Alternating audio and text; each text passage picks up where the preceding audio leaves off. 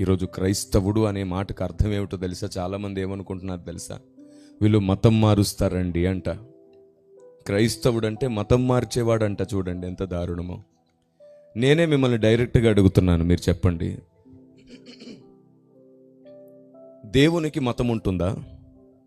నేను తల ఊపి సైగ చేయమని చెప్పాను. అయితే ఇలాగానో, లేదా ఇలాగానో, లేదా మీలో కొంచెం ఇంకా చురుకుదనం ఉంటే ఇలాగానో చెప్పొచ్చు మీరు.